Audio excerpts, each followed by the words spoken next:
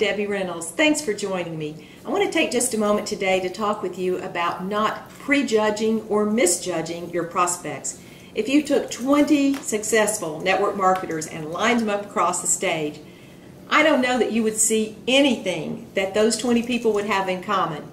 Now, internally, they would have some common traits, and that would be that they have a desire to have more and they're willing to go for it. But that's not obvious on the outside. So the point is, you have got to talk to any and everybody, regardless of what they look like or what they may seem like on the outside, because you never know who has that drive on the inside to have something more in their lives.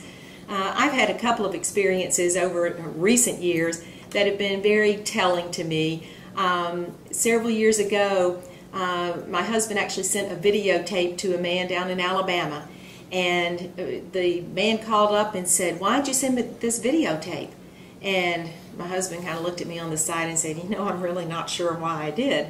But nevertheless, I went to meet him and talked with him for a while. And he's kind of a grumpy person, but very wise and nice guy deep down inside, but a little bit of a rough surface.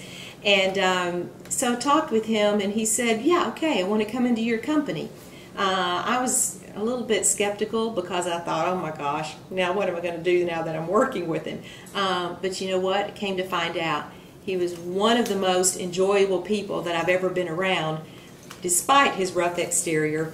But what I didn't know was that he had been a young child in the hospital, and legendary football coach Bear Bryant had gone to visit him and had said, if you ever get out of this contraption, which was an iron lung that he was in at the time, he said, if you ever get out of this, then I'll give you a scholarship to come to Alabama. Well, you know, I'm sure he never expected that that child was going to come out, but Bear Bryant just wanted to give him some hope. Well, sure enough, when that man graduated from high school, he had a scholarship waiting on him at the University of Alabama. And for 4 years, he was Bear Bryant's assistant, walking up and down the sidelines, doing anything that Bear Bryant needed him to do. Well, then you fast forward that a number of years through Bear Bryant's successful career, and it turns out that this man, who I'd sat across the table from, was one of Bear Bryant's pallbearers. Now, guys, I don't know, for those of you who follow football, you know what an amazing privilege and honor it was to be part of that inner circle for Bear Bryant. But this man went on to put thousands of people on my team in a 6-month period of time. He knew everybody. So, good thing that I didn't prejudge him. Good thing that I didn't know more about him before I went to talk to him, or else I might have never shown up. So, it taught me a lesson. Another example that I can give you is an elderly man who visited his cousin every day in the nursing home. And one day he decided he would just talk to one of the nurse's aides there. Actually, he played her a little 3-minute sizzle call on his phone. And she said, "I think I'd be interested in it, but I know my sister would be interested in that. Let me call her." So she called her sister, who turned out to be absolutely dynamite. She's just a fabulous girl with a lot of drive and ambition. But she also happened to be married to an NFL football star. He was very motivated to build a home business also, so we got both of them on my team.